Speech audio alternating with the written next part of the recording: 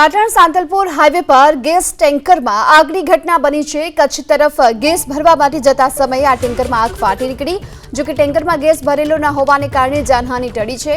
Fire વિભાગે આગ પર કાબુ મેળવ્યો। જો કે આગના કારણે હાઈવે પર 1 કિલોમીટર સુધી લાંબો જામ પણ જોવા મળ્યો છે।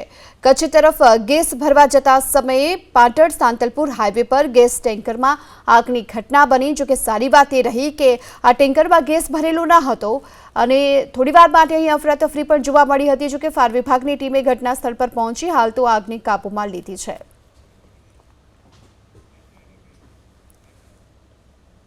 પાટણ જિલ્લામાં ફરી એકવાર પકડાયું છે શંકાસ્પદ ઘી। પાટણ એસઓજીની ટીમે મુંબઈ તરફ જઈ રહેલ લક્ઝરી બસમાંથી 3,92,000નો શંકાસ્પદ ઘીનો જથ્થો ઝડપી પાડ્યો છે।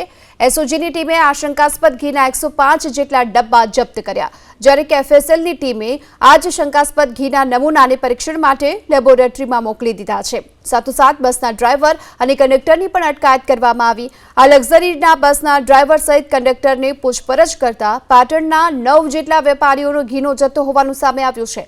આથી એસઓજી પોલીસે આ તમામ વેપારીઓની પણ શોધખોળ શરૂ કરી છે અને જો આ ઘીના નમૂનાનો રિપોર્ટ ફેલ થશે તો તમામ સામે ફરિયાદ નોંધવામાં આવશે।